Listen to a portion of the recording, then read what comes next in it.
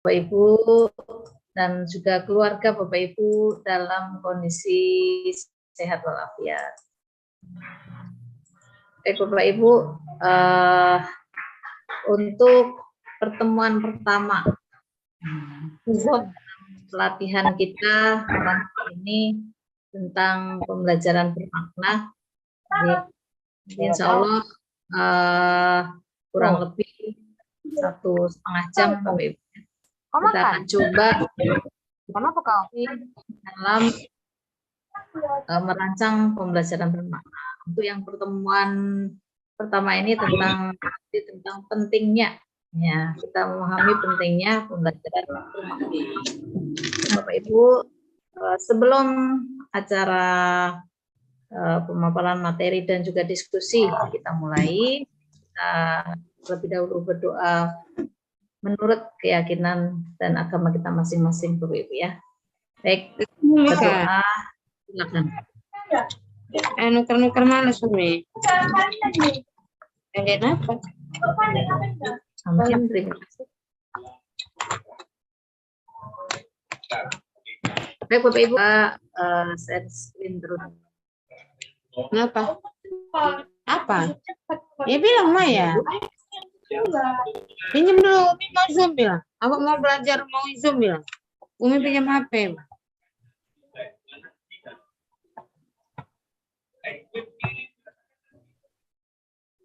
Baik, sudah tampak ya Bapak Ibu?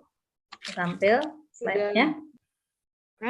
Sudah Bu. Baik, sebelum saya mulai menyampaikan materi ini, terima kasih saya ucapkan kepada e-Guru ID yang telah memfasilitasi adanya pelatihan ini, dan juga terima kasih pada Bapak Ibu yang sudah berpartisipasi untuk mengikuti pelatihan dari e-Guru ID. Bapak Ibu, sebelumnya mungkin saya perkenalan terlebih dahulu. Jadi nama saya Siwi Astuti, tempat tugas saya di SMA Negeri 3 Pandeglang, Banten. Masih di Pulau Jawa. Ya, Bapak Ibu nanti ada beberapa yang dari luar Jawa, dari Sumatera, Kalimantan, Sulawesi, bahkan dari Papua, Bapak Ibu ya. Jadi kita bisa bertemu, bertatap maya dalam pelatihan ini. Nah, kita menambah saudara, kita menambah ilmu, berdiskusi bersama di sini. Insya Allah bisa memberikan manfaat, terutama untuk meningkatkan kompetensi kita dalam pembelajaran, dalam kita mendidik ya, para murid kita ya, untuk mewujudkan tujuan pendidikan nasional. Bapak Ibu, untuk yang perlu saya ingatkan dalam mengikuti pelatihan, ada tata tertibnya ya Bapak Ibu ya, ada tata tertib yang di sini perlu Bapak Ibu pahami terlebih dahulu supaya nanti tidak ada komplain ya di kemudian hari. Ya, terutama di sini adanya yang biasa komplain itu masalah transkrip nilai kelulusan itu dihitung dari Ibu, suaranya terganggu. Ya Bapak Ibu, suaranya terganggu, ada yang masuk sehingga kurang jelas. Oh iya baik ya, Bapak Ibu mohon untuk ketika saya menyampaikan materi ini, mohon untuk audionya di mute all aja Bu. Ya, disiapkan dulu ya. Ya, supaya tidak trouble. Ya. Baik. Nah, kita mulai kembali ya, Bapak Ibu ya. Jadi supaya nanti tidak ada komplain dari Bapak Ibu, terutama di sini yang poin 9 itu Bapak Ibu perlu pahami kelulusan ada 3 poin, yaitu tentang kehadiran, kemudian tugas dan juga post-test. Adapun untuk poinnya kehadiran itu ada 50% ya. Jadi ada 5 kali pertemuan Bapak Ibu. Jadi apabila ada kendala di dalam mengisi presensi, Bapak Ibu bisa menghubungi admin supaya nanti diharapkan ya untuk kehadiran bisa penuh begitu Bapak Ibu ya. Jadi poin 50%-nya itu terpenuhi. Kadang kan ada kesalahan, ya, tuliskan kode misalnya atau kesulitan dalam mengisi, ya, silakan nanti menghubungi admin di situ. Dan Bapak Ibu bisa cek dalam rekapnya, ya sudah masuk atau belum. Kalau misalnya sudah masuk ya nggak masalah. Tapi kalau misalnya sudah mengisi ternyata belum masuk rekap, nah silakan nanti menghubungi. Kemudian untuk tugas, jadi insya Allah nanti akhir pelatihan ini akan ada tugas Bapak Ibu ya, dan juga post test. Ya, tugas itu ada 30 poin, post testnya ada 20. Kemudian untuk minimal kelulusan itu mendapatkan poin 70. Ya, jadi kalau misalnya nih Bapak Ibu sudah kehadiran penuh, kemudian mengerjakan post test, ya tidak mengumpulkan tugas, jadi poinnya 70, itu pun lulus. Ya, tapi kan kita pengennya lulusnya sempurna atau sangat memuaskan, begitu ya Bapak Ibu ya. Nah itu mohon nanti juga diperhatikan. Jadi supaya nanti nilai tugasnya tidak nol, gitu. Atau kehadiran penuh, kemudian pengumpulan tugas, kemudian tidak mengerjakan post test ya lulus juga, cuma nanti ada salah satu poin itu nilainya nol gitu. Jadi kadang-kadang kan ada juga yang ini yang komplain, saya belum mengerjakan post test tapi kok sudah lulus ya, atau sebaliknya ya saya belum mengumpulkan tugas tapi kok sudah lulus misalnya ya, itu seperti itu ya, lulus tapi nanti ada salah satu poin yang nilainya nol. Itu maka mohon perhatikan ya. Jadi untuk tugas, untuk post test itu pun insya Allah tidak memberatkan ya. Kita paham Bapak Ibu ya. Jadi Bapak Ibu dalam mengikuti pelatihan ini pun ini sudah waktunya udah ekstra ya. Jadi yang tadi seharian, apalagi yang sudah full day Bapak Ibu ya di sekolah sudah mengajarnya full day, kemudian malam kita masih belajar lagi ya, ini udah luar biasa semangat Bapak Ibu untuk selalu belajar walaupun sudah mengajar gitu. Nah ini mohon diperhatikan bersama. Kemudian juga bagi Bapak Ibu yang memang mungkin ada kendala, namanya juga biasanya ya ada kendala juga. Nah ini ada 2 macam sertifikat. Jadi yang baru daftar ikut sekali, terus kemudian ada kendala, ya tidak bisa melanjutkan mengikuti dan juga tidak bisa mengerjakan tugas maupun post test, ya, tetap mendapatkan sertifikat. Ya, hanya saja sertifikatnya di sini sertifikat sebagai peserta saja. Ya. Jadi ada 2 macam sertifikat Bapak Ibu, sertifikat peserta lulus dan sertifikat peserta saja.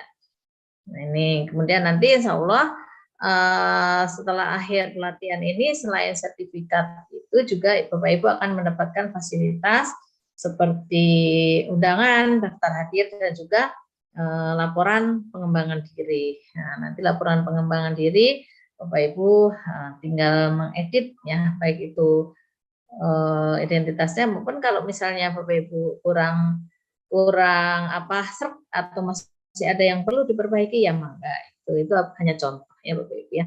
Nah itu untuk tata tertibnya supaya nanti tidak komplain di kemudian hari. Baik, selanjutnya, nah di sini untuk pelatihan merencanakan pembelajaran bermakna dalam konsep kurikulum merdeka ini nanti insya Allah akan ada 5 kali pertemuan Bapak Ibu sesuai dengan yang sudah ada di flyer di grup Bapak Ibu ya, di profil grupnya. Jadi nanti Senin, Rabu, Jumat, kemudian minggu depan lagi Senin dan Rabu. Nah, jadi itu untuk materinya sudah jelas di situ, memahami pentingnya belajar bermakna ini kali ini jadi via Zoom. Nanti yang pertemuan 2, 3, 4, 5 itu via Telegram.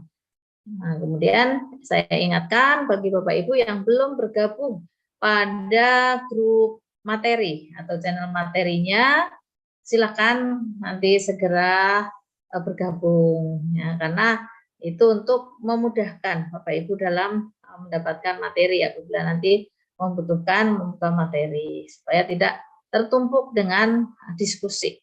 Nah, jadi grup ini difasilitasi dengan dua macam grup Bapak Ibu ya, grup diskusi dan grup materi. Jadi lebih baik Bapak Ibu gabung di dua-duanya supaya nanti lebih lancar dalam mengikuti materinya. Nah, begitu Bapak Ibu. Baik, itu yang perlu Bapak Ibu perhatikan dari awal. Nah, sebelum materi, saya akan menyapa dulu nih Bapak Ibu yang sudah dari awal bisa bergabung ya. Ada Bu Tati dari Stella Maris BSD di sini, Bu. Selamat malam, Ya, Bu. Bu. Selamat malam. Selamat malam, Ibu. Stella Maris, saya pernah ke situ, Bu. Ada teman saya, Mas Yohanes Mulyadi. Oh iya, kebetulan sama satu level, iya. Baik, Gitu. saya sampaikan, Bu. Iya, Ibu, terima kasih. Kemudian ada Bu Niswati. Bu, ya, Ya, iya Bu, iya betul Bu Siwati. ya. Baik, Ibu. Kita lanjut saja. Ada Pak Imade Balik. Ya, silakan Bapak kenalan terlebih dahulu, Bapak. Ya, pasti Bapak dari Bali ya, Denpasar ya. Oh iya, terima kasih Bapak. Ada Ibu Rismiati. Ya, Assalamualaikum. Waalaikumsalam. Saya Ibu. dari Grobogan, Jawa Tengah. Oh, Jawa Tengah, Ibu. Baik. Ya, ada Ibu Nia Kurniati. Dari mana Bu Nia? Assalamualaikum, saya dari Bandung. Oh, dari Bandung Ibu, dekat kita Iya. ya. Ya. Baik, ada Ibu SD Norma ya? Ibu Norma.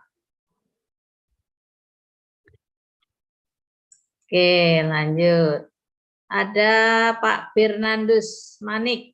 Ya, silakan Bapak. Assalamualaikum Bu, Waalaikumsalam Bapak. saya dari Papua Bu. Masya Allah dari Papua ya Pak ya. Ya, adik saya di Papua Pak.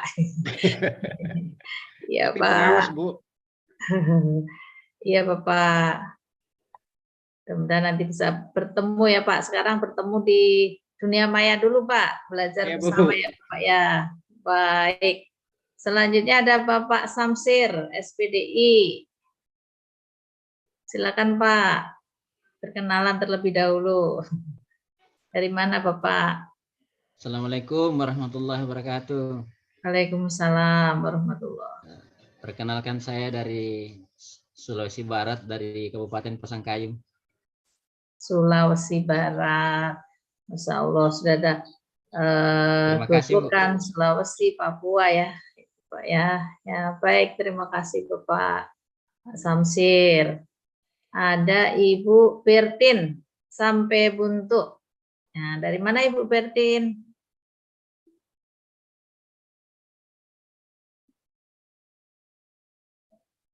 Oh, mungkin ada gangguan ya.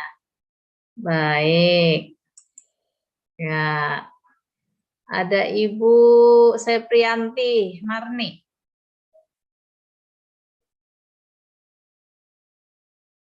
Ada gangguan juga kiranya ya.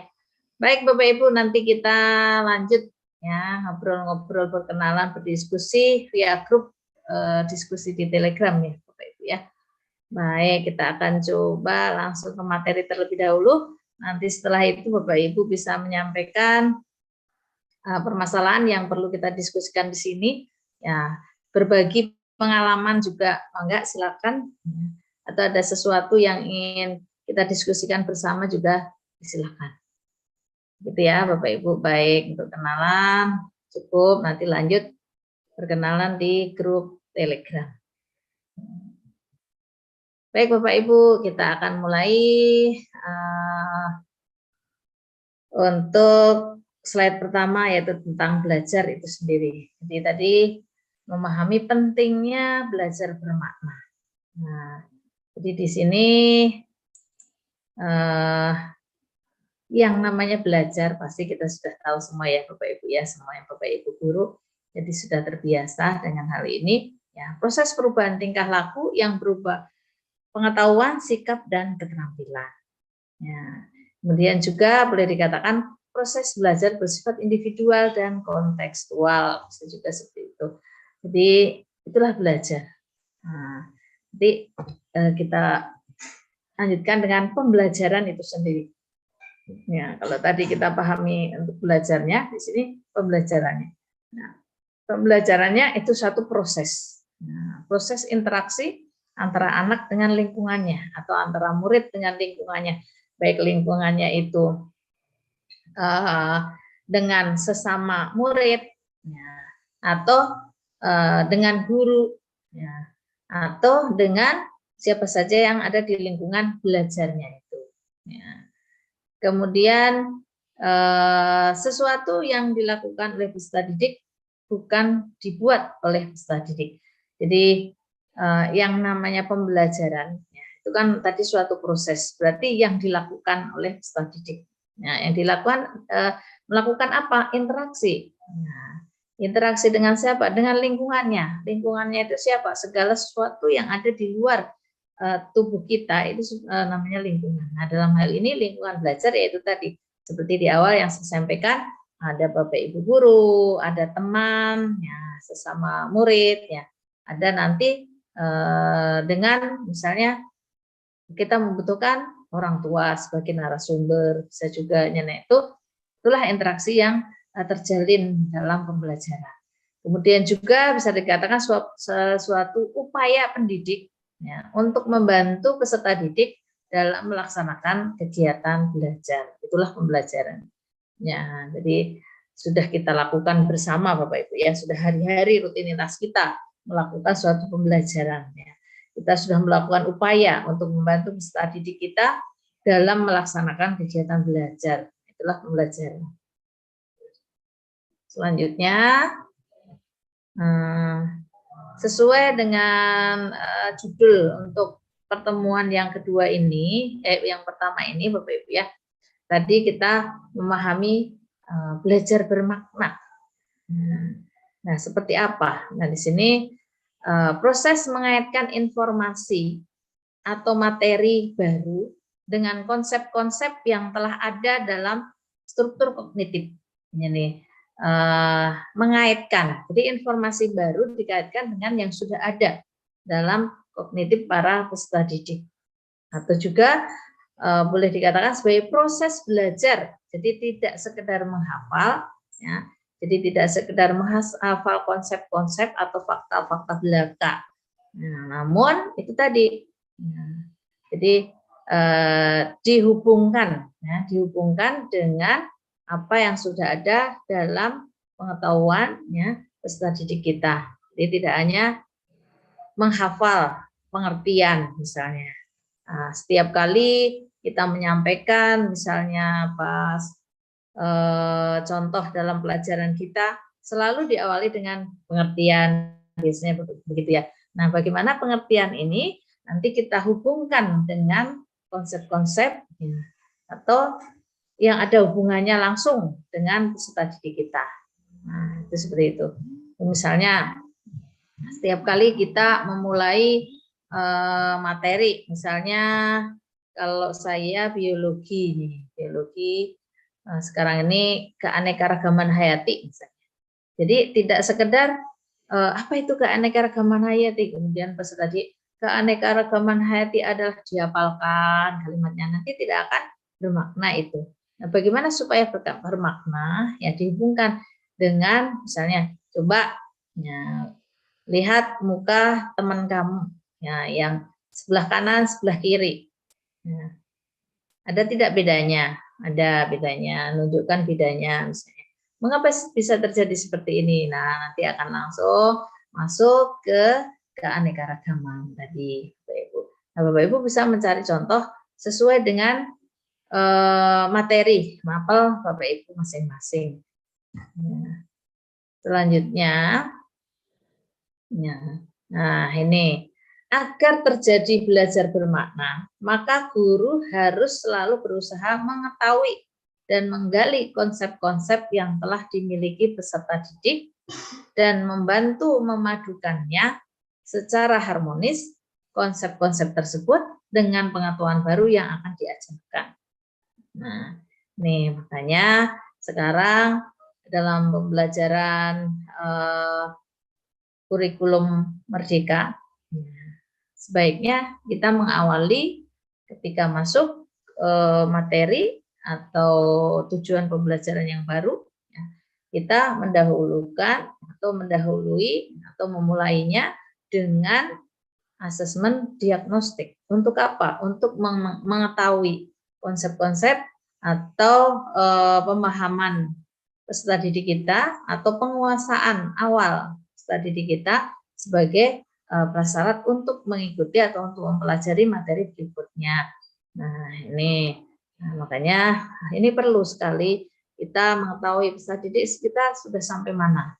Nah, atau jangan-jangan sudah mahir dalam materi yang akan kita pelajari. Nah, kalau mereka sudah, ya nggak perlu kita mulai dari awal, harus mengetahui dulu pengertiannya, misalnya. Tapi langsung kalau memang sudah mahir, langsung ke pengembangannya, misalnya seperti itu.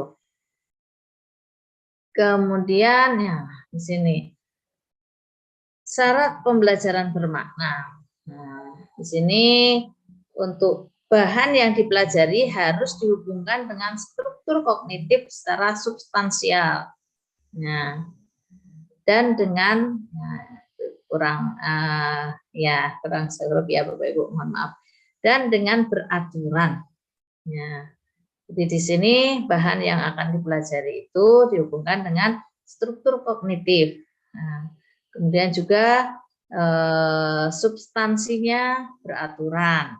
Nah, bisa dari yang paling mudah ke yang kemudian yang agak sulit dan sulit, ya. Atau dari yang skupnya paling sempit kemudian sampai yang paling luas, atau tingkatan yang paling rendah ke yang lebih tinggi misalnya.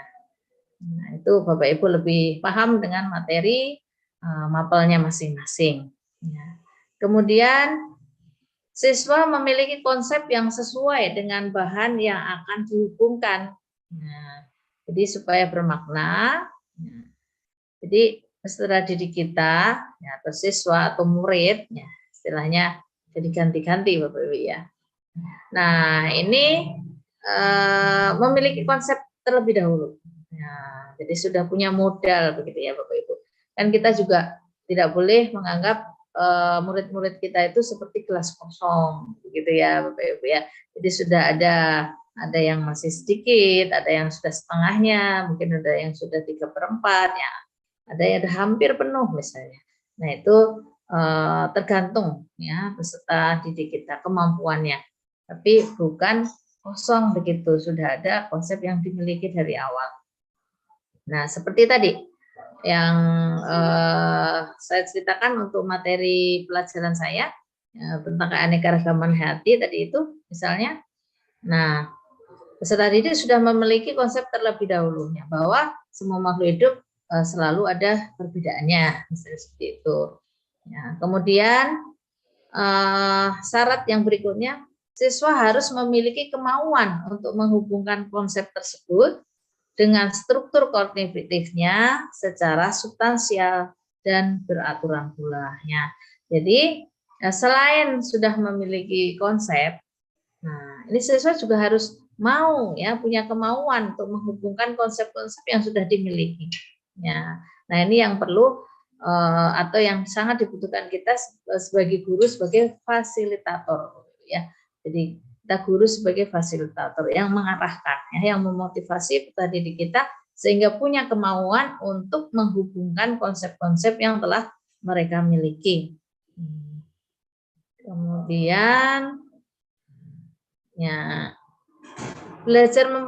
belajar bermakna itu penting, begitu ya, Bapak Ibu ya. Atau kita harus paham bahwa belajar bermakna itu penting. Mengapa penting? Ya, kan begitu, Bapak Ibu. Nah, informasi yang dipelajari secara bermakna lebih lama dapat diingat Nah, jadi kalau sekedar menghafal, ya, menghafal pengertian, menghafal urutan, ya, mungkin akan cepat lupa peserta didik kita. Nah, dengan belajar bermakna, harapannya ini nanti informasi yang dipelajari itu atau materi yang dipelajari itu ya akan lebih lama diingat. Nah, mungkin Bapak Ibu juga masih ingat ya materi-materi yang dipelajari semenjak kita masih SD misalnya. Nah itu kenapa? Karena ketika kita belajar dulu melaksanakan pembelajaran itu belajar bermakna sehingga kita masih ingat sampai sekarang. Ya contoh misalnya ketika dulu SD, nah saya masih ingat lah untuk belajar matematika misalnya, penjumlahan antara yang min dan plus misalnya. Dulu ketika saya SD Bapak Ibu ya ini cerita ini. Nah, tapi sekarang masih ingat. Kalau min itu ibaratnya utang begitu ya Bu ya. Kemudian kalau plus itu nyaur itu apa ya? Bayarnya. Jadi misalnya min 2 plus 4, nah itu berapa? Misalnya kan dulu gitu ya sih. Jadi punya utang 2. Nah, kemudian kita punya 4. Nah, utangnya 2. Nah, untuk bayar yang 2 kita masih punya berapa? Oh ya. Jadi nah, masih 2. Saya sampai sekarang jadi ingat. Nah, sekarang kan karena apa ya pembelajarannya mungkin terutama untuk hitung-menghitung karena sudah mempercayai adanya kalkulator begitu Bapak Ibu ya. Sehingga ya menghitung yang mudah aja anak-anak tuh biasanya langsung cari kalkulator.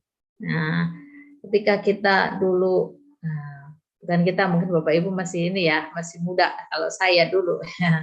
Nah, itu belajar seperti itu Bapak Ibu. Jadi sampai sekarang masih ingat jadi ya. Utang berapa ya, utang berapa, dibayar berapa, masih ada sisa berapa. Nah, itu akhirnya ingat sampai sekarang. Nah, itu salah satu contoh.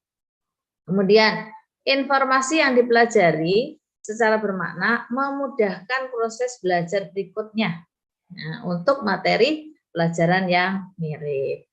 Nah, Bapak Ibu untuk menyesuaikan ini sesuai mata pelajaran masing-masing ya. Untuk materi kelanjutannya, ya, karena materi sebelumnya sudah dipahami betul karena bermakna tadi sehingga mudah diingat sehingga nanti akan lebih mudah mempelajari yang berikutnya. Nah, kemudian juga informasi yang dipelajari secara bermakna mempermudah belajar hal-hal yang mirip walaupun telah terjadi lupa. Nah, jadi misalnya ketika menemukan yang mirip karena yang dulunya lupa, oh iya ya, hampir mirip dengan yang dulu. Nah, misalnya akhirnya untuk apa? Mengingatkan kembali yang sudah terlupa tadi. Nah, karena itu tadi yang dipelajari sekarang atau setelahnya misalnya mirip dengan yang sebelumnya. Nah, seperti itu. Kemudian untuk langkah-langkah menciptakan belajar bermakna. Nah, nanti Bapak Ibu kita semua bisa mencobanya. Ya. Jadi orientasi mengajar tidak hanya pada segi pencapaian prestasi akademik, melainkan diarahkan untuk mengembangkan sikap dan minat belajar serta potensi dasar siswa. Nah ini sesuai dengan kurikulum merdeka sekarang Bapak Ibu ya. Jadi tidak hanya prestasi akademik saja, ya, bahkan sekarang untuk sikap, karakter, ya, bahkan ditambah lagi tidak hanya pada intranya, tapi ditambah lagi dengan penguatannya, ya penguatan profil pelajar Pancasila, begitu Bapak Ibu ya. Nah ini sesuai dengan kurikulum yang sekarang sedang kita jalankan. Kemudian langkah berikutnya juga topik-topik yang dipilih dan dipelajari didasarkan pada pengalaman anak yang relevan. Pelajaran tidak dipersepsi anak sebagai tugas atau sesuatu yang dipaksakan oleh guru. melainkan sebagai bagian dari atau sebagai alat yang dibutuhkan dalam kehidupan anak. Nah, ini juga sesuaikan juga dengan mapel Bapak Ibu. Apalagi dalam kurikulum Merdeka salah satu ya, karakteristiknya adalah fokus pada materi esensial. Nah, untuk pemilihan materi esensial inilah kita bisa menyesuaikan topik atau memilih topik yang bisa didasarkan pada pengalaman anak yang relevan atau disesuaikan dengan lingkungan. Jadi apalagi yang bisa langsung diobservasi, bisa langsung ditangkap oleh indera peserta didik kita. Nah, itu nanti kita coba cari contoh-contohnya, Ibu ya. Kemudian metode mengajar yang digunakan harus membuat anak terlibat dalam suatu aktivitas langsung dan bersifat bermain yang menyenangkan. Nah, ini juga sesuai bahwa pembelajaran sekarang diarahkan pada berpusat pada murid, begitu Bapak Ibu. Jadi supaya murid aktif, ya, terlibat, guru sebagai fasilitator. Nah, ini sudah sesuai sekali langkah-langkahnya. Kemudian dalam proses belajar perlu diprioritaskan kesempatan anak untuk bermain dan bekerja sama dengan orang lain. Ya. Bermain dalam hal ini sesuaikan dengan perkembangan ya Bapak Ibu ya. Bermainnya anak-anak, ya, bermainnya remaja, beda lagi. Ya. Bermainnya di dunia PAUD, bermainnya di dunia SD, kemudian SMP, SMA, beda lagi. Nah ini kita yang menyesuaikan. Ya, kemudian bekerja sama dengan orang lain. Ya, jadi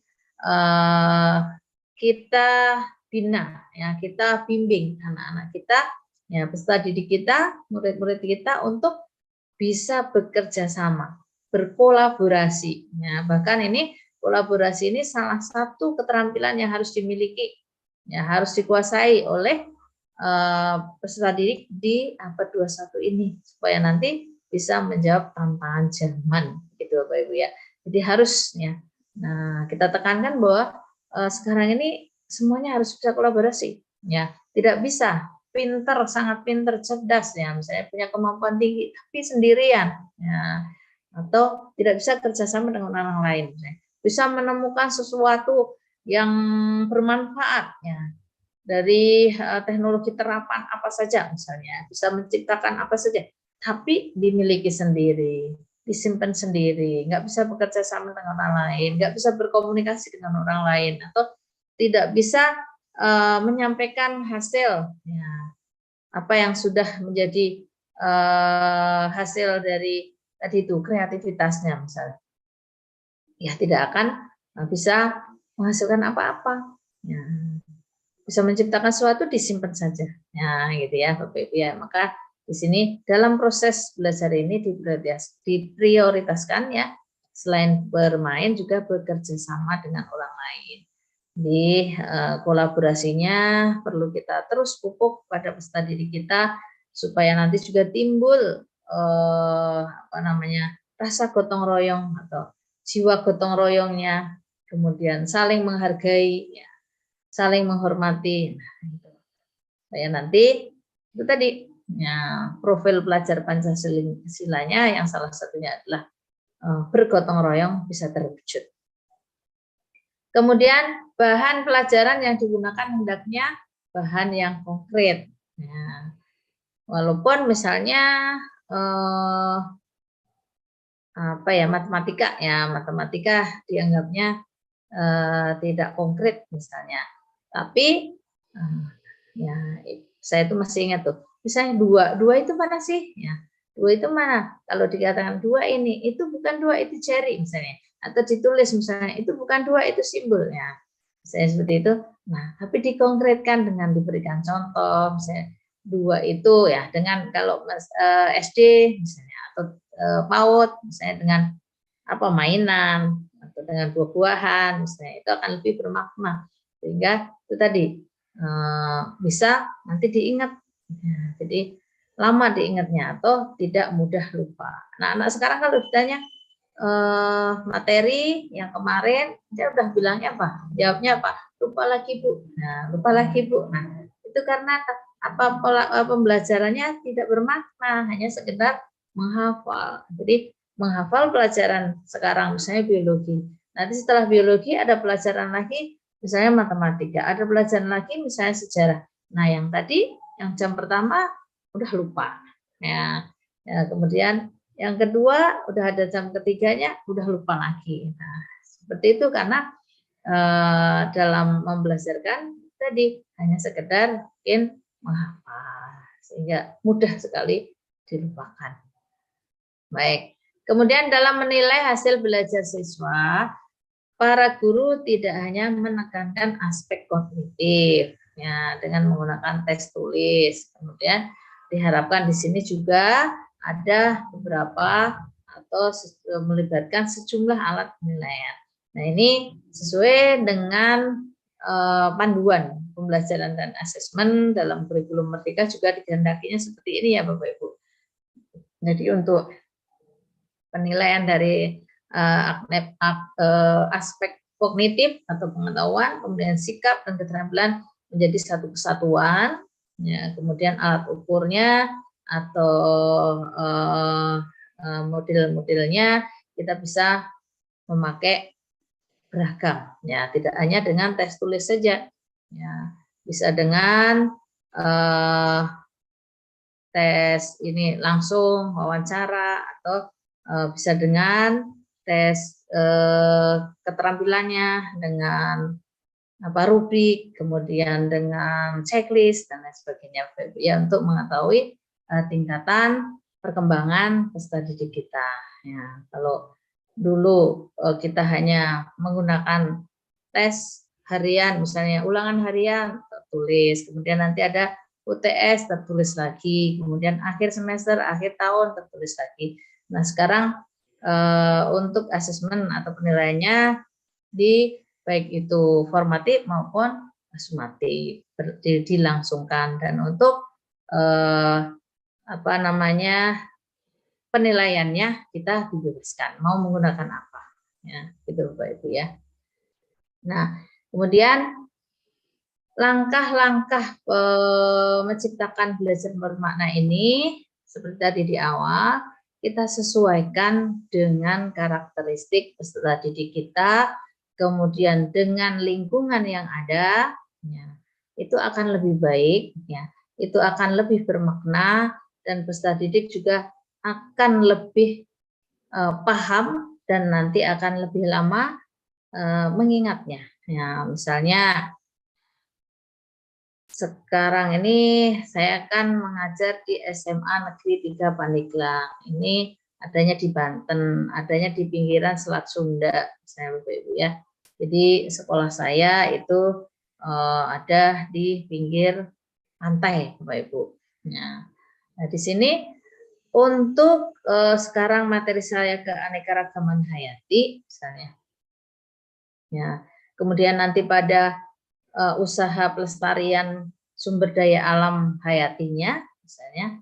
Nah, kebetulan di Banten memiliki hewan khas ya yang sudah langka yang dilindungi di Taman Nasional Ujung Kulon Bapak Ibu ya. Nah, ini bisa nanti saya bawa anak-anak untuk walaupun tidak bisa langsung ke Ujung Kulonnya Bapak Ibu ya, karena ini untuk perizinannya juga agak sulit ya, dan juga tidak bisa sembarangan ya anak-anak dibawa ke sana. Namun kita bisa nanti ke kantor Ujung Kulonnya, kebetulan dekat juga dengan sekolah. Nah, nanti di situ kita akan coba mencari narasumber yang bisa langsung menjelaskan dan juga mungkin dengan video-video yang diperoleh dari Ujung Kulonnya langsung, ya, misalnya seperti itu. Atau karena dekat dengan pantai, ya, kita mempelajari tentang seperti kemarin ya tentang lingkungan misalnya. Nah, lingkungan langsung ke pantai ya. Jadi untuk menciptakan belajar bermakna ini, Bapak Ibu bisa langsung ke lingkungan yang ada di sekitar lingkungan tempat belajar putra-putri Bapak Ibu. Ya, di pegunungan, ya, misalnya kalau di pegunungan kemudian kita membahasnya tentang apa yang kehidupan yang ada di pantai, kan anak-anak paling ya bisanya kita membawa anak-anak apa ya, membayangkan begitu ya. Namun apabila langsung pada lingkungan yang sudah ada di sekitar, ya, anak bisa langsung bisa observasi, anak bisa langsung menangkap dengan inderanya, baik yang bisa dilihat, didengar maupun dirasakan ya di lingkungannya masing-masing, itu akan lebih bermakna. Nanti kita diskusi setelah ini Bapak Ibu ya, atau Bapak Ibu bisa sharing pengalaman di mana Bapak Ibu sudah menerapkan pembelajaran bermakna. Baik, nah kemudian untuk pengelolaan kelasnya, ya, nah ini diharapkan kita, ya, Bapak Ibu guru, ya, terimalah peserta didik apa adanya. Ya, jadi kalau sekarang dikatakan bahwa semua peserta didik, semua manusia memiliki karakternya masing-masing, memiliki karakteristik masing-masing. Iya, ya, itu jelas. Ya. Bahkan tidak ada dua individu yang sama persis, begitu Bapak Ibu ya. Nah, ini maka peserta didik kita tidak bisa kita samakan. Ya, ini ada yang kemampuannya memang ya dia cenderung ke matematika, ya tidak dipaksakan untuk ke sejarah misalnya, atau kemampuannya suka di biologi, ya tidak bisa dipaksakan juga di olahraga misalnya. Nah, itu karena punya karakteristik masing-masing. Di pelajaran pun sesama ketika sedang belajar biologi, nah itu pun kemampuannya berbeda-beda. Oleh karena itu kita diharapkan untuk menerapkan atau melaksanakan pembelajaran secara berdiferensiasi, begitu ya Bapak Ibu ya. Nah ini Bapak Ibu nanti juga bisa sharing di sini yang sudah menerapkan pembelajaran berdiferensiasi sesuai dengan kebutuhan, ya, sesuai dengan minat, ya, baik itu diferensiasi konten, ya, kemudian proses maupun produk. Ya, silakan nanti Bapak Ibu bisa sharing. Nah, di dalam hal di sini sesuai dengan terimalah peserta didik itu apa adanya, jangan kita samakan. Ya. Namun ingat, jangan kita menganggap anak didik kita ini seperti halnya gelas yang kosong, sehingga nanti kita isi terus menerus supaya penuh. Ya, tidak begitu. Namun peserta didik kita sudah memiliki bekal masing-masing yang kita perlu kembangkan pada mereka. Baik, selanjutnya kenali dan bina peserta didik melalui penemuannya terhadap diri sendiri. Ya, nah ini makanya kita perlu mengenal juga peserta didik. Ya, walaupun kadang-kadang ya, gimana gitu ya, kadang-kadang kan kita gimana kita ngajarnya sekian kelas, kelasnya sekian ya, so kita harus mengenali satu-satu. Iya, ya. Walaupun banyak kita tetap harus berusaha. Ya. Walaupun tidak langsung bisa seluruhnya, tapi terus berusaha. Ya. Nah itu. Kemudian usahakan sumber belajar yang mungkin dapat diperoleh peserta didik untuk dapat memilih dan menggunakannya. Nah itu tadi sesuaikan dengan lingkungan, ya, karakteristik lingkungan, ya, karakteristik selain peserta didik juga satuan pendidikan atau sekolah masing-masing, ya, supaya itu tadi, ya, jadi supaya bermakna. Kemudian gunakan pendekatan inquiry discovery. Ya, jadi peserta didik kita, ya, kita seperti yang nomor 2, kenali dan bina peserta didik melalui penemuannya. Nah, di sini makanya pendekatannya lebih baik kita menggunakan inquiry discovery. Ya. Jadi dengan menemukan sendiri pasti dia akan ingat. Ya. Jadi tidak sekedar kita berikan nih contohnya seperti ini. Nah, tapi ketika sudah memahami pengertiannya, mereka suruh mencari contoh sendiri, nanti akan lebih ingat. Contoh tadi, misalnya dalam hal pembelajaran biologi tadi, ya, tentang keanekaragaman hayati, misalnya tentang tingkatan keanekaragaman hayati. Ya, ada tingkatan gen, kemudian ada tingkat spesies misalnya ya. Nah, ketika mereka sudah paham, ya, untuk tingkat gen itu yang bagaimana? Oh, tingkat gen itu yang ada pada spesies yang sama misalnya.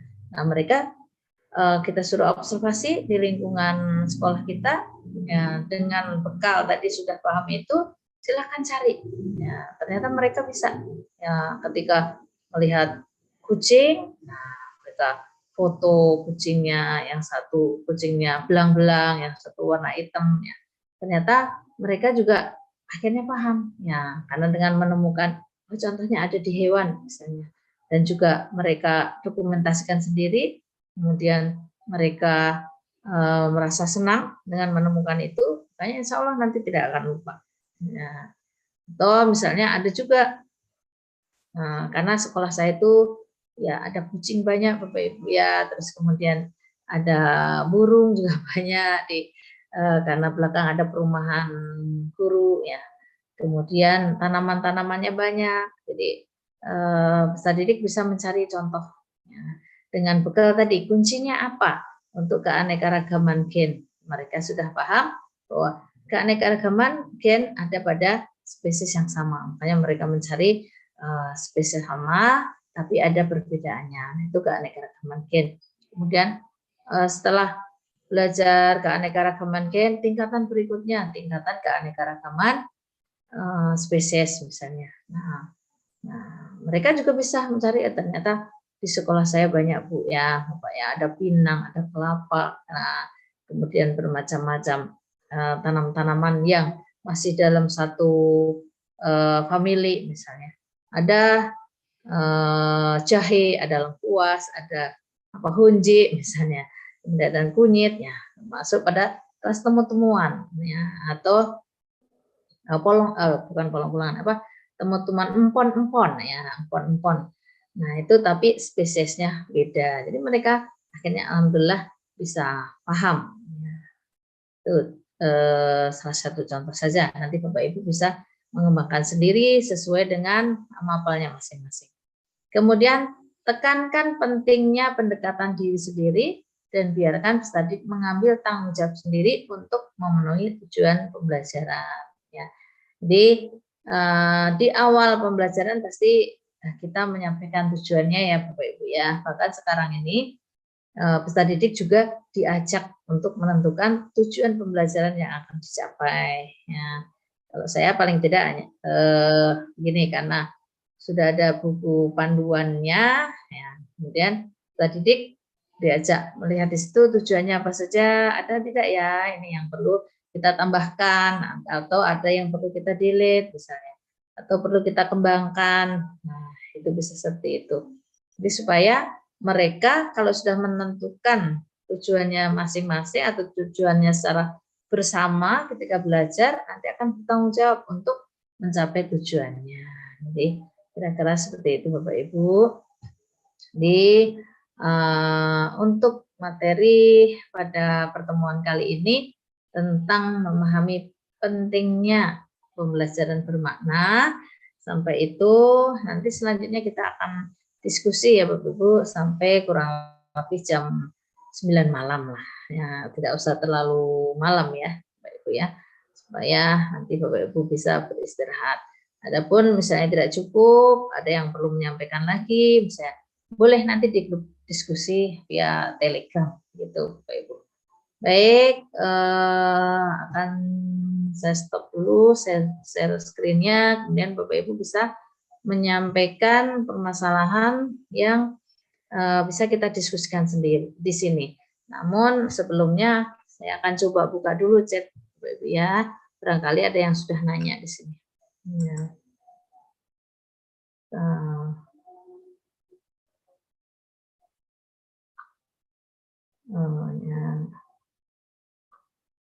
Baru menyampaikan ini, ada yang kebanyakan ada gangguan Bapak Ibu ya.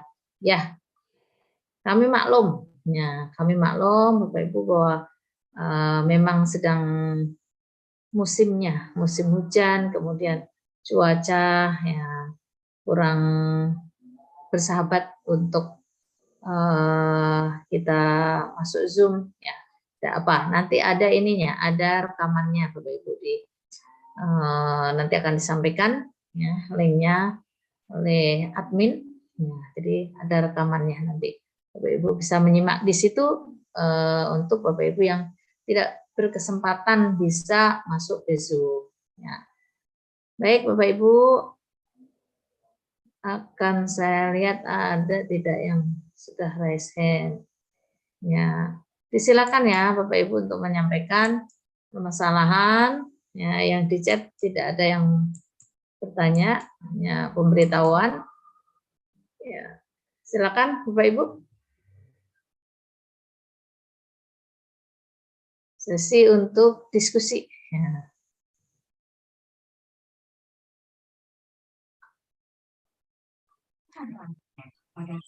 Ya, Bu. Baik, Ibu Herlinda. Ya. Ya, silakan Ibu perkenalkan diri terlebih dahulu Ibu. Ya. Baik, Assalamualaikum warahmatullahi wabarakatuh. Saya Ibu Heni Herlinda dari SMA Negeri 5 Depok, Jawa Barat. Ya, Depok, Jawa Barat. Berkaitan dengan materi yang Ibu sampaikan, saya kebetulan mengajar di SMA Ibu kelas 10, 11, X10 dan 12. Nah, bagaimana untuk penerapan kurikulum seperti ini? Kan tadi Ibu mengatakan bahwa kita tidak boleh membeda-bedakan siswa dan kita memasukkan mereka itu tidak boleh dianggap seperti gelas yang kosong. Nah, kalau ada satu materi ya, kan kelas anak itu bervariatif. Kalau kebetulan di sekolah kami itu ada yang menerima satu anak itu ABK. Nah, kan kita tentu menyikapinya berbeda dong dengan yang lain gitu. Apakah kemampuan dia itu sudah kita ukur bahwa sebetulnya untuk mencapai KKM dia itu kan sangat sulit ya dengan kekurangan dia. Nah, sekarang ini yang ingin saya tanyakan, bagaimana penerapannya untuk kurikulum yang sedang kita galakan ini, yaitu kurikulum merdeka untuk anak ABK khususnya. Itu aja. Terima kasih. Assalamualaikum warahmatullahi wabarakatuh. Waalaikumsalam warahmatullahi wabarakatuh. Baik Ibu Eni, terima kasih. Sama Ibu, di tempat saya juga ada yang semacam itu. Ya. Dan memang kita harus perlakukan beda. Ya, di ibaratnya betul-betul dia itu harus kita harus kita haluskan, harus kita betul bimbing dari boleh dikatakan dari awal betul gitu. Bahkan dengan dia mau saja Bu, itu sudah kita berikan istilahnya penghargaan lah gitu ya, mau mengerjakan. Ya, contoh nih di saya juga ada Ibu ya. Bahkan kalau ditanya tentang pemahamannya, jawabnya nggak tahu Bu, begitu ya, nggak tahu Bu gitu. Nah karena itu coba pernah saya nih, coba kamu pinjam buku teman kamu yang boleh kamu pinjam ya. Iya Bu, terus saya pinjam. Kan nih temennya kan tahu ini, terus coba kamu bisa nggak seperti ini? Nggak bisa Bu. Nah kamu bisanya apa? Mau nyontoh aja Bu ke temannya, sudah coba kamu contoh dulu. Ya dia mau nulis, nyontoh tadi maksudnya pinjam buku temannya, itu sudah saya anggap dia mau berusaha. Ya, walaupun itu tadi belum memang karena juga ABK jadi belum muncul untuk mau mengembangkan dirinya, baru bisanya mencontoh atau meniru yang lain misalnya. Jadi ya kreativitasnya memang belum muncul, itu pun kita maklumi. Nah, bagaimana kita memperlakukan memang itu Bu. Jadi ibaratnya kita harus ekstra untuk memperlakukan dia. Tidak bisa kita samakan dengan yang normal. Yang normal pun ya atau yang boleh dikatakan ya sudah punya kemampuan yang lebih dari dia, itu pun masih bermacam-macam juga. Begitu ya Bu ya. Ada yang rendah, ada yang sedang, ada yang tinggi. Nah ini, jadi ibaratnya kalau misalnya dalam pembelajaran itu ya, yang satu sudah bisa lari sendiri, kita tinggal melihat dari belakang, ya. Yang satu harus kita tarik misalnya, nah, yang satunya harus kita gendong, ya, misalnya seperti itu. Jadi untuk penerapannya ya semampu kita tetap harus kita usahakan ya. Soalnya kadang-kadang kalau dipikirkan apakah ini ya bisa ya nanti menerapkannya, capek sekali ya, ribet sekali di kelas ya karena beda-beda. Nah, gitu ya. Namun kita tetap harus berupaya karena memang itu tadi tidak ada dua individu yang sama. Ya, dan kita memang ditekankan untuk menerima peserta didik itu sesuai dengan karakteristiknya masing-masing. Makanya kan sekarang kita tidak disarankan untuk membuat ranking ya atau peringkat kelas kan tidak. Kemudian tidak ada KKM lagi ya, tapi hanya kita menentukan ini ya untuk KKTP-nya ya. Jadi dalam tujuan pembelajaran sampai di mana sih anak yang dikatakan sudah baik atau masih cukup atau perlu kita dampingi ya, misalnya seperti itu. Kalau yang masih, kalau dulu kan misalnya kita menentukan 75 ya KKM-nya, nanti yang di bawah 75 kan dianggap tidak tuntas begitu ya Bapak Ibu. Ibu ya. Jadi kalau nanti kita menentukan KKTP itu misalnya tujuan pembelajaran sampai di mana, berapa tujuannya, nanti tercapai anak sekian, berarti sudah kita anggap sudah baik ketercapaiannya. Nah yang kurang ini kita memang harus mendampingi Bu sampai nanti bisa tercapai gitu. Jadi ya kalau dibayangkan kadang-kadang ini Bu ya, gimana ya nanti penerapannya, kadang-kadang kalau kita bicara diferensiasi di kelas itu kadang-kadang begitu, namun kita tetap harus berupaya Ibu ya. Ini mungkin seperti itu Ibu. Apalagi mungkin kalau di Ibu ngajarnya kelas 10 dengan 12. Berarti yang sudah semuanya merdeka Bu? Baru 11-12 ya Bu? Masih 10, kurikulum ya? 2013 masih. Oh masih yang kelas 10 juga? Oh iya. Jadi untuk persiapan nanti ke depannya kalau sudah merdeka seperti itu Ibu. Jadi tahun memang, ajaran besok baru pakai kurikulum merdeka. Oh iya Ibu. Ya.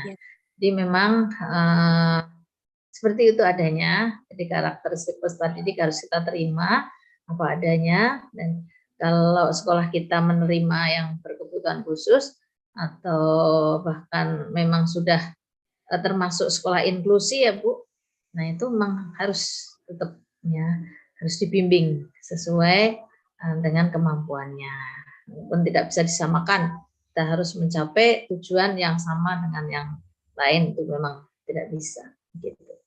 Kira-kira gitu Bu Heni. Ya, terima kasih. Terima kasih juga Ibu. Terima kasih Bu ya. Ya baik Ibu. Bapak Ibu yang lain silakan. Ya. Tidak ada yang kelihatan raise hand. Ya. Bu izin boleh bertanya Bu? Oh ya silakan Pak Wahid Hasim. Ya. Dikira tadi Pasha Ungu. Bapak silakan memperkenalkan diri dulu Bapak.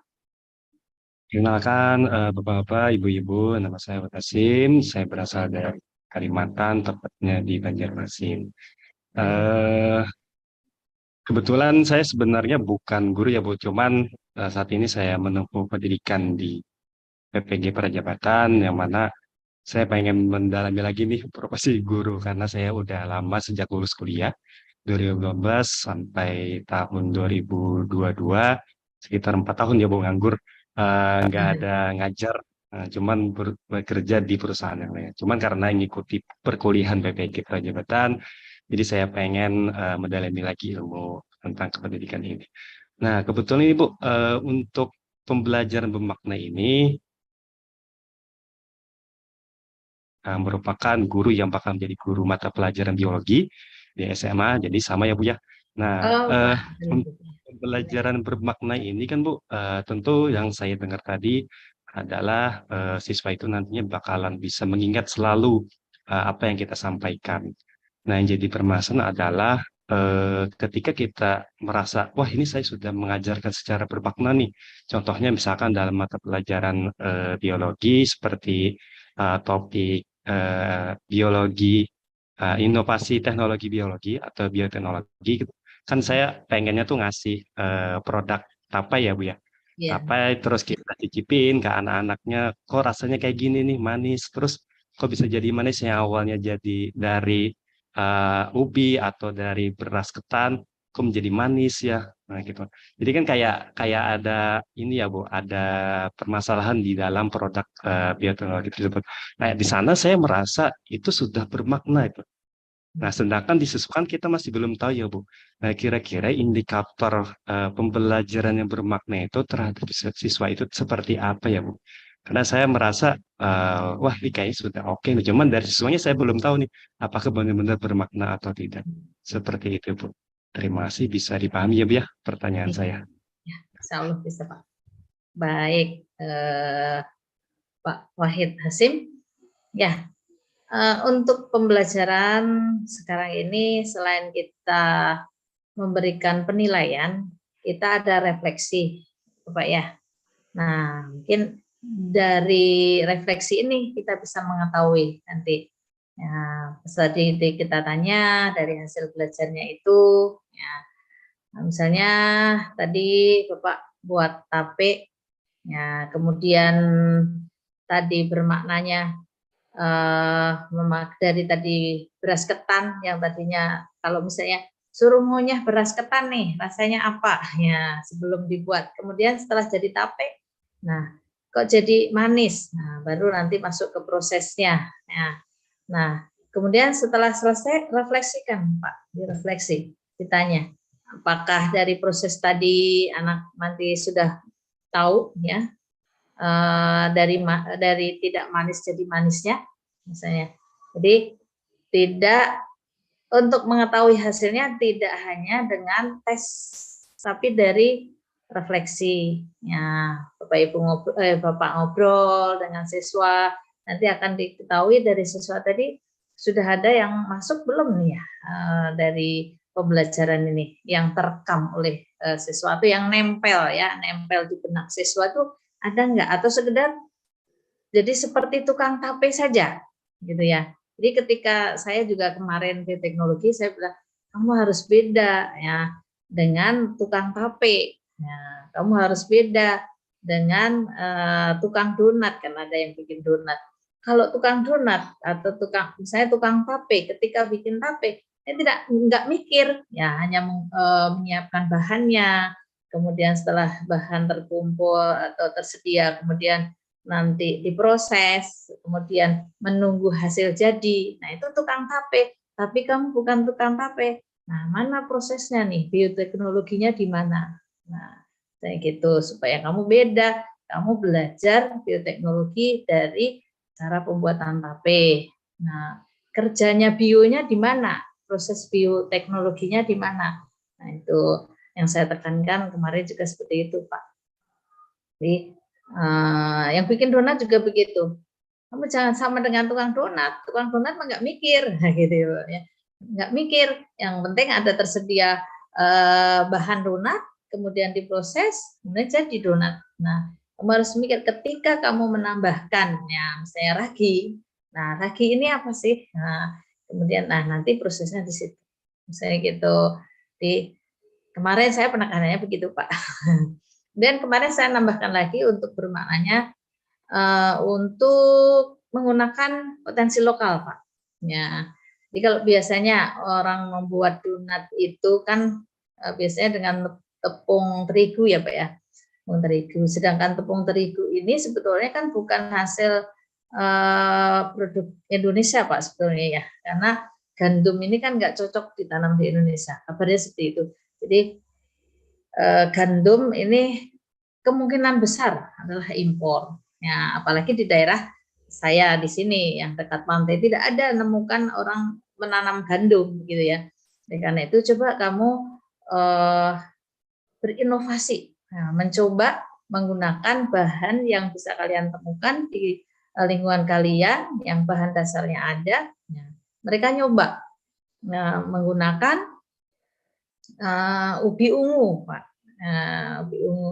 Ternyata jadi itu. Alhamdulillah jadi bagus itu. Bahkan ada rasa-rasa khas ubi ungunya itu, ya itu jadi. Ya.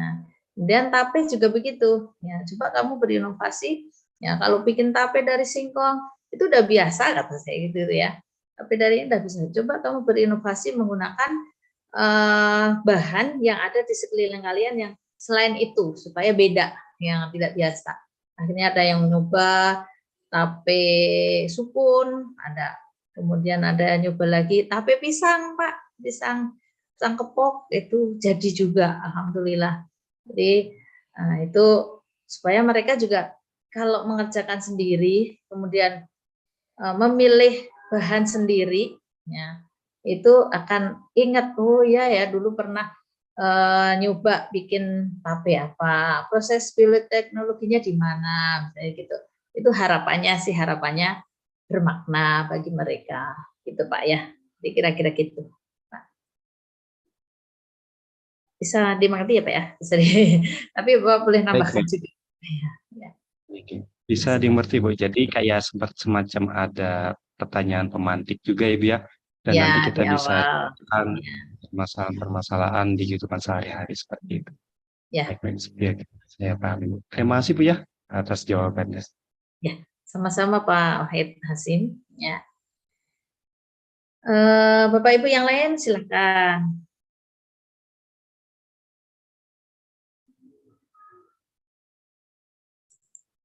Coba.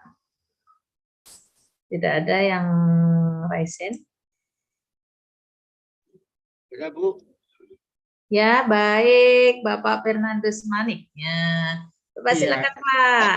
Terima kasih Bu. Izin berpendapat Bu. Baik Bapak, terima kasih. Oke Bu, jadi terima kasih Bu. Sesungguhnya saya sangat tertarik sekali dengan materi ini. Karena materi ini juga kami di Papua ini sangat penting. Jadi saya berpendapat bahwa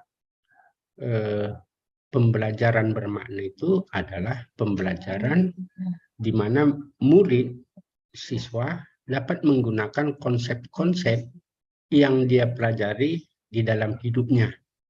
Sehingga ada artinya dia belajar. Itu pemahaman saya terhadap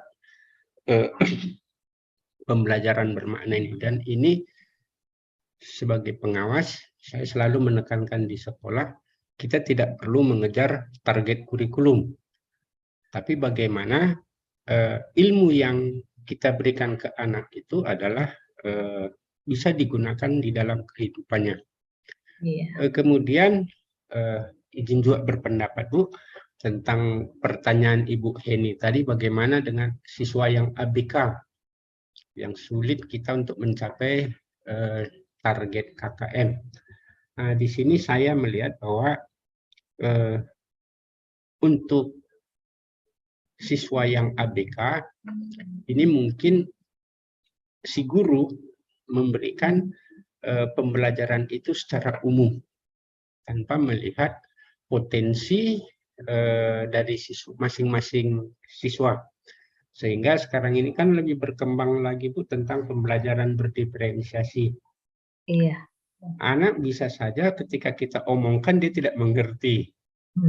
Tapi kalau dengan menunjukkan gambar atau suruh melakukannya, mungkin dia lebih pintar dari gurunya. Nah, jadi masalah pengejaran KKM itu mungkin instrumen penilaiannya juga mungkin perlu ditinjau kembali. Apakah kita hanya menilai kognitif doang? Nah, padahal kan di penilaian itu kan tidak hanya kognitif. Keterampilan juga perlu. Nah, mungkin si anak yang ABK ini di dalam hal-hal tertentu dia punya kelebihan. Mungkin secara teori dia tidak pintar, tapi dalam prakteknya bisa pintar. Sehingga ini bisa membantu si anak dalam pencapaian KKM. Tapi dari keseluruhan itu semua, saya melihatnya bahwa dan meyakini bahwa tiap anak punya potensi masing-masing sesuai dengan kodrat yang dia bawa dari lahir. Anak bisa tidak pintar bermatematika, tapi jago bikin puisi. Ini kan hal yang bisa terjadi. Kemudian dari Pak Hasim tadi, Pak Wahid Hasim, izin berpendapat juga Bu. Iya. Jadi kalau Pak Hasim tadi bertanya apa indikatornya, indikator bahwa pembelajaran itu bermakna, kalau menurut saya kembali sejauh mana ilmu yang kita berikan ke anak atau ilmu yang diterima anak, dia bisa gunakan dalam praktek kehidupannya sehari-hari. Kalau kita katakan, Pak Hasim tadi mengatakan kalau itu adalah contohnya membuat tape, ya jadi dengan konsep yang kita berikan, siswa mampu menerapkannya, mampu mungkin bahkan menemukan cara bagaimana membuat tape yang lebih bagus dari sebelumnya. Karena konsep yang kita berikan itu bisa terterima oleh anak. Tapi persyaratannya adalah bahwa si anak sudah punya konsep duluan. Iya. Kalau masih buta sama sekali mungkin akan kesulitan. Dan saya menemukan bahwa di pembelajaran sehari-hari, kenapa banyak anak yang tidak suka matematika, bahkan jadi momok mengerikan, karena anak-anak tidak tahu mereka belajar matematika itu untuk apa. Nah, padahal sesungguhnya belajar matematika itu adalah mengasihkan karena banyak benda-benda di kehidupan sehari-hari yang berhubungan dengan matematika dan untuk mengambil satu keputusan yang rasional. Nah, ini mungkin jawaban pendapat saya, mohon maaf Bu, kalau ada yang kurang pas. Terima kasih Bu. Baik, terima kasih Pak Fernandus ya pendapatnya, dan memang tepat sekali Bapak Fernandus seperti itu. Jadi untuk tadi yang HPK, apalagi yang di Bu Heni tadi masih kurikulum 2013, jadi ada KKM tadi ya, jadi kesulitan untuk mencapai KKM-nya. Seperti itu, dan memang betul sekali bahwa semua manusia punya potensi masing-masing, punya keunikan masing-masing. Ya, jadi tidak bisa dipaksakan harus pintar semua mata pelajaran. Ya, seperti tadi Bapak contohkan, tidak pintar matematika, tapi ternyata jago bikin puisi, ya, atau jago di olahraga misalnya. Nah, kenyataannya memang seperti itu Pak ya. Kenyataannya seperti itu. Bahkan kadang-kadang untuk anak-anak yang misalnya jago di olahraga, kadang-kadang belajar di kelas males ya, seperti itu ya. Apalagi pelajaran-pelajaran eksak misalnya ya lebih tapi kalau belajar olahraga ya, kadang-kadang saya iri Pak dengan guru olahraga. Saya suka bilang gitu, itu kalau olahraga kayaknya pada seneng semua di lapangan, pada sorak-sorak, kalau disuruh lari pada teriak-teriak sambil seneng lah, nanti ngerjakan apa seneng pada seneng. Tapi kalau belajar di kelas kadang-kadang kok ini ya, berarti saya yang kurang bisa kurang bisa mengkondisikan siswa sehingga ketika belajar seperti ketika olahraga ya, sambil bersukaria gitu ya, ya tidak terbebani ya, seperti itu. Itu memang kalau kita bisa ya, bisa seperti guru olahraga tadi ya, itu pelajaran apapun kalau memang bisa menciptakan suasana belajar itu yang nyaman, yang menyenangkan ya, mungkin akan seperti olahraga tadi ya Pak ya. Jadi kira-kira begitu ya. Karena kalau di Papua itu bukan bakat alam mereka itu olahraga Bu. Jadi kita paksakan pun matematika segala macam, mungkin sulit bagi mereka. Tapi kalau kasih bola Bu di lapangan, seharian mereka bisa mampu main bola tanpa capek. Ya, iya kalau betul, kita Pak. mau paksakan Bu ya nggak bisa. Jadi kita sesuaikan dengan potensi anak dan lingkungan anak. Iya, iya Pak. Ya, supaya itu tadi Pak ya, untuk mewujudkan belajar bermakna tadi ya Pak ya, bisa dimanfaatkan dalam kehidupannya sehari-hari, bisa diterapkan dalam kehidupannya. Jadi memang betul, salah satu yang saya suka iri itu pelajaran olahraga Pak. Ya, saya lihat di lapangan tuh Masya Allah gitu. Kadang-kadang juga nggak pelajaran olahraga juga anak-anak main bola di lapangan, kadang hujan pun dia ini Pak, kalau nggak di stop ini minggir nanti masuk angin. Nah, kadang-kadang kan kita gurunya yang seperti itu, tapi ya itulah dunianya anak, apalagi saya SMA Pak, jadi dunia remaja seperti itu. Nih ya, memang tingkat perkembangannya baru sampai pada di situ. Ya. Jadi terima kasih Pak Fernandes ya atas sharing pendapatnya tadi, dan untuk Bu Heni, untuk Pak Asim tadi tentu akan menerima pendapat ini dan lebih menambah lagi pemahaman tentang belajar bermakna Pak Fernandes. Baik, terima kasih Pak. Silakan Bapak Ibu yang lain. Ibu Since mau menyampaikan sesuatu? Pendapat atau mau bertanya? Silakan. Since Regina. Kalau tidak? Tidak ada. Bagaimana Bapak Ibu? Apa masih ada? Ada yang tanya lewat chat di sini. Bagaimana trik yang kita lakukan agar mengetahui peserta didik sudah memiliki pemahaman suatu konsep yang berkaitan dengan materi pelajaran. Ini dari Bu Kurniati. Ya. Kalau di sini untuk mengetahui pemahaman konsep ya, Ibu Kurniati ya bisa dengan itu tadi instrumen penilaiannya kalau untuk pemahaman konsepnya. Nanti dikembangkan instrumen penilaiannya tentang mengetahui pemahaman konsep yang sedang Ibu Nia belajarkan dengan peserta didiknya. Kemudian